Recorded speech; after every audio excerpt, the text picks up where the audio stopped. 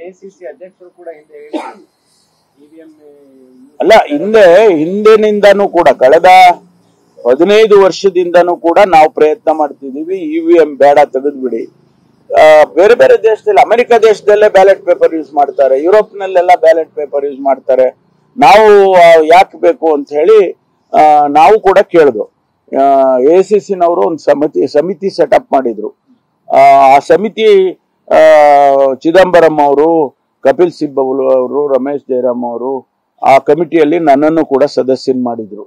ನಾವು ಈ election commission ಮುಂದೆ ಹೋಗಿ ಅಪೀಲ್ ಮಾಡಿದ್ವು, ಪ್ರೆಸೆಂಟ್ ಮಾಡಿದ್ವು. ಇದನ್ನ ಈ ರೀತಿ ಆಗ್ತಾ ಇದೆ ನೋಡಿ, ಈ ರೀತಿ ಹ್ಯಾಕ್ ಮಾಡಬಹುದು ಅಂತೇಳಿ ಟೆಕ್ನಿಕಲ್ ಇದೆ ಅಂತ ಅದನ್ನ ಪ್ರೆಸೆಂಟ್ ಎಲ್ಲ ಮಾಡಿದ್ವು.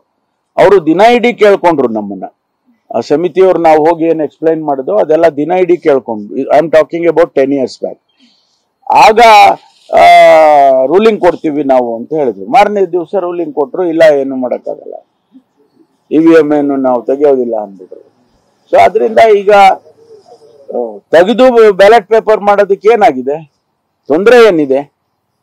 ಹಿಂದೆ ಎಲ್ಲ ಎಲೆಕ್ಷನ್ಸ್ಗಳು 52 ಇಂದ ಇಲ್ಲಿವರೆಗೂ ಇವಿಎಂ ಬರೋವರೆಗೂ ಮಾಡ್ಕೊಂಡು ಬಂದಿಲ್ವಾ? ಯಶಸ್ವಿಯಾಗಿ ಮಾಡ್ಕೊಂಡು ಬಂದಿದ್ರು. ಅದು ಕೂಡ ಆಗೆಲ್ಲ ಒಂದೊಂದೇ ಸ್ಟೇಜ್ ಅಲ್ಲಿ ಮಾಡೋರು. ಒಂದು ಪಾರ್ಲಿಮೆಂಟ್ ಎಲೆಕ್ಷನ್ ಅಂದ್ರೆ ಬಹುಶಃ ಒಂದೇ ದಿವಸ ಎಲ್ಲ ಮಾಡ್ಬಿಡೋರು ಇಡೀ ದೇಶದಲ್ಲಿ. ಅದೆಲ್ಲ ಇದು ನಡೀತಾ ಇತ್ತು. ಅವಾಗೇನು ಅಷ್ಟೊಂದು ತೊಂದರೆ ಇರಲಿಲ್ಲ.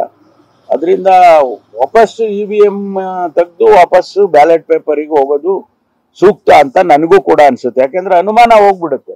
ಸರ್, ಆದ್ರೆ ಏನೇ ಆದ್ರೂ ಸರ್, ಒಂದು ನ್ಯಾಯಾಂಗ ವ್ಯವಸ್ಥೆ ಅನ್ನೋದಿದೆ ದೇಶದಲ್ಲಿ. ಅಟ್ಲೀಸ್ಟ್ ಸುಪ್ರೀಂ ಕೋರ್ಟ್ ಅವರು ಇದನ್ನ ಅದರ ಗಮನಕ್ಕೆ ಅವರು ಒಪ್ತಾ ಇಲ್ವಲ್ಲ, ಅವ್ರಿಗೂ ಅಪೀಲ್ ಮಾಡಿದ್ದಾರೆ ಬಹಳಷ್ಟು ಜನ. ಬರೀ ಕಾಂಗ್ರೆಸ್ ಪಾರ್ಟಿ ಅಂತಾನೆಲ್ಲ ಬಹಳಷ್ಟು ಜನ ಅರ್ಜಿ ಹಾಕಿ ಅವ್ರ ಮುಂದೆನೂ ಹೋಗಿದ್ದಾರೆ. ಅವರು ಇಲ್ಲ, ಎಲೆಕ್ಷನ್ ಕಮಿಷನ್ ಕನ್ವಿನ್ಸ್ ಆಗಿದ್ದಾರೆ, ಅದರಿಂದ ಬೇಕಾಗಿಲ್ಲ ಅಂತ ಅವರು ರೂಲಿಂಗ್ ಕೊಟ್ಬಿಟ್ರು.